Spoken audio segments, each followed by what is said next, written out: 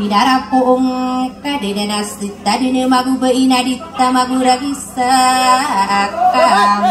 o sakni pangu beana lalakong kau beana sakni magu ragi sanak dedeng kau ragi serang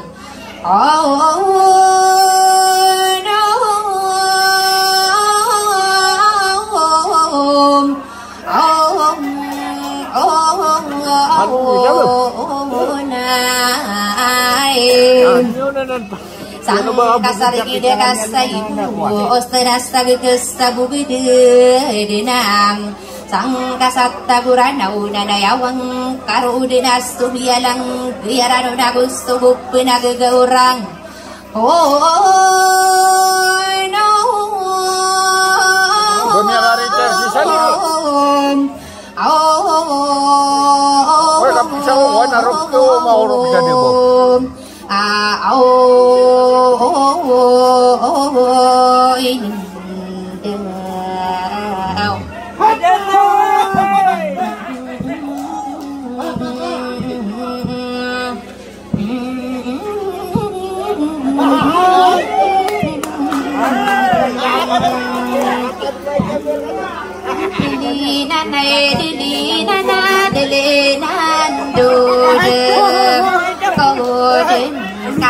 Penanani paganai kayam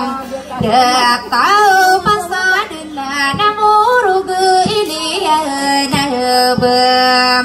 berana saadongang kunaya na basiran malim lehi moda buadane gibunan di ranasom Bagana antai madait betuna mabelo ya yo nana yana buburana de ora seram nana bumakan de digi tomina manasam rau bunga madu mansati na de ira seram Nau nandok kagigit pandeging languwa tanam nagkanami bela kui bakudina pagnom tola ini kalimot nung kaya inilim mau kukun languwa tananak nabakan dinapum Dena bangun dia puisana arakayam Dah tahu tu berindo dia desa bentokan kau berana berak berasa bapa mini tuludem orang ada irasa ranonan dainandem gadong irasa ranonan dainandem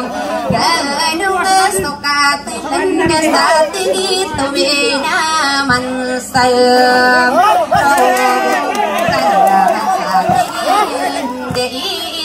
Nanda gadong palaginding samar gumagod yang bom paisanam paisanam dia kupam detok kakak dia dapat mana bertomina mansal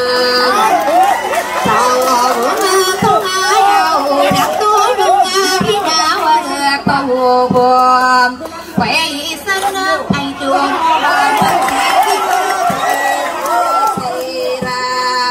đâu nên là ai định rẻ chiêu na là ino so alakam ông ta đi sipi ya đợi ra say ra đâu nên to Muhammad Sidika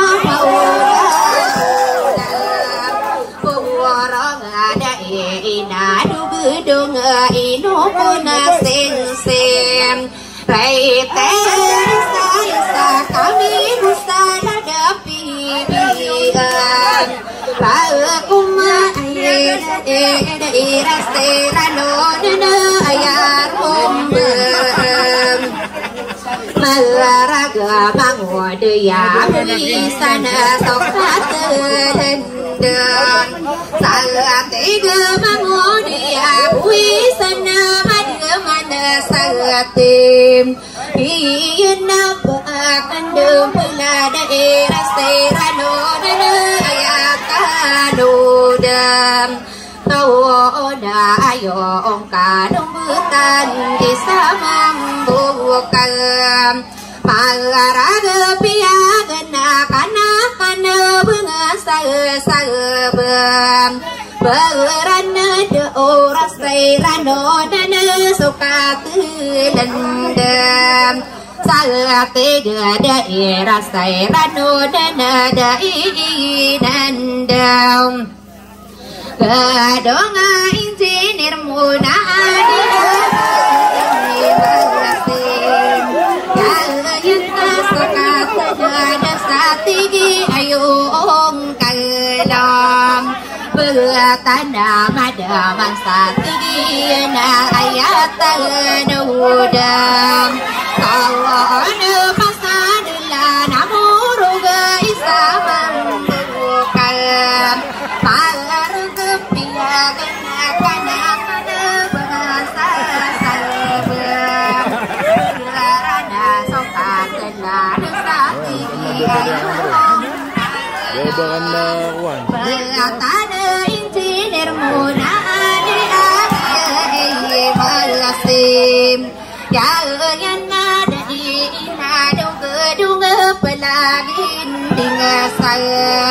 Malaraga saro dai sa bimbula madu mana satim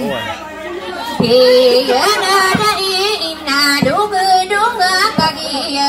pendam Tahu ke pasan ada boru ke panotu dengkom Rala arah katakan detau ayahku nalakam Dala tahu insinir sabiture ayah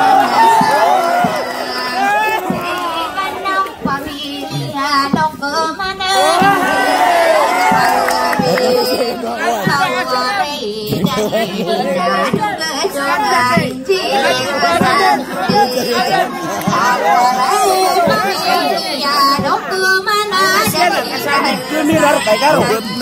Ikaron. Naudan na panagindil sa maragasar oray salamin Pagala madaman sa tigiyan engineer sambim Tawaray pamilya no kumana na urang sayram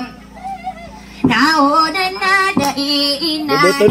dunga ubaniyotan Kalapasa bako ipapangkatan ginawa ko salam Rawan ay ati ang duman